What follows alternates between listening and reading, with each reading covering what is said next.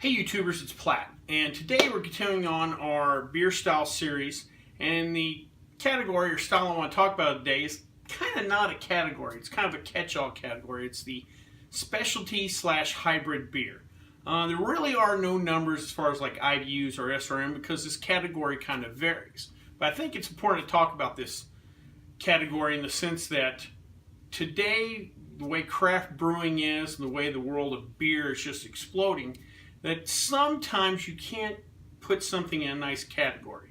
It's great as a bartender, or if you're a server, or if you're becoming a connoisseur to know these beer styles. You know, if you want to get somebody to try an IPA, they kind of know up front, all right, IPA, I'm going to get a lot of hoppiness, or I'm going to give you a stout. All right, well, that's going to be a dark beer with a lot of roasty notes. But the modern brewmaster today is really pushing the boundaries and kind of even getting ahead of maybe the ability to categorize something. And so the specialty beer slash hybrid category is, you know, something that might be kind of useful to know about. The specialty half of this category, I would say, kind of includes old historical brews that you don't see a lot of, but people are now kind of coming around and trying again. Something like a Sati, which is from Finland, or a Ghost, or what have you. But they were old beers made before. They're just not big enough, I guess, to have their own category per se, like in a beer competition or a beer tasting. But that second half, the hybrid part, is kind of what I really want to talk about today. As many of you may know or may not know, the Germans have had a purity law for hundreds of years. And basically it says that beer can only be made from hops, barley, water, and yeast. And that's it.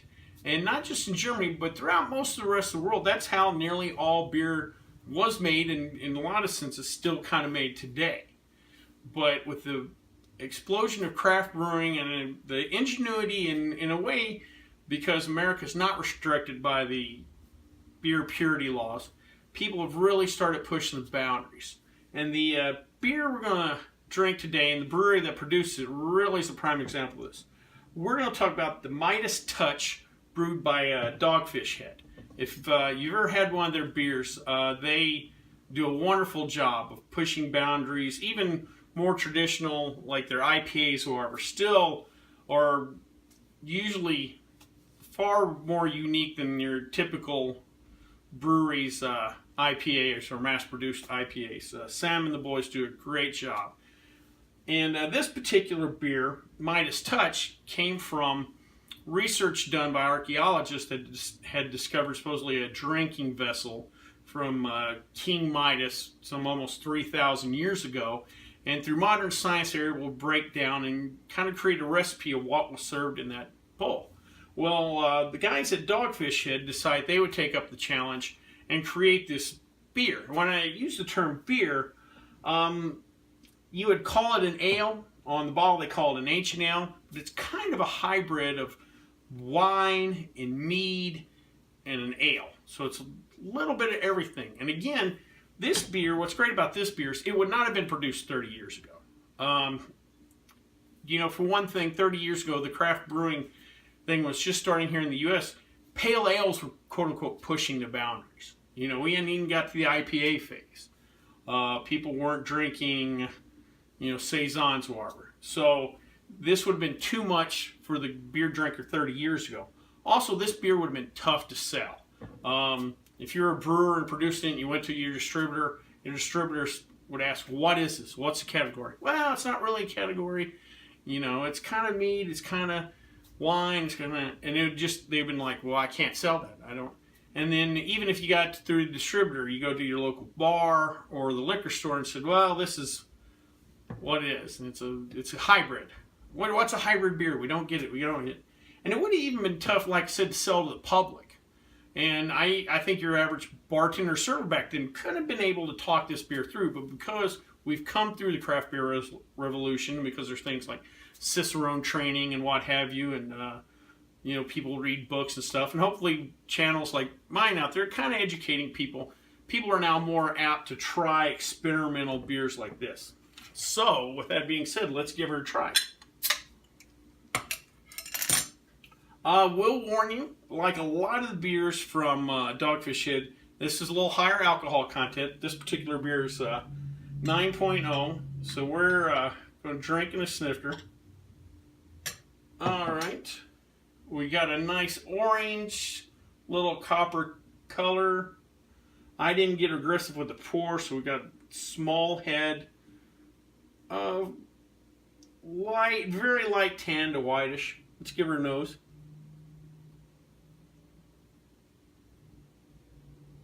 Get a little of the grape, a little of the honey. On the nose, it kind of reminds me of some of the big Belgian ales. Maybe the Golden Drac or a Duvel or whatever on the nose.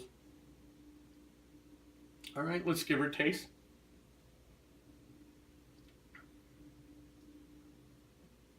Definitely get the grape funkiness.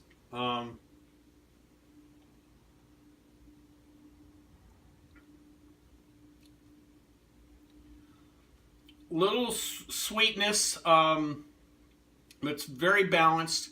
You're not going to pick up much hops in this, I will tell you that. Finish is more mead-like the further back. Kind of starts off the wine part, and this was just a little bit of info. They used honey and muscat grapes with barley, and that's kind of how you get that hybrid. And the grapes are kind of the first thing that jumps out at you, and the more heavier sweetness, I guess the way I'd say it, kind of finishes on you.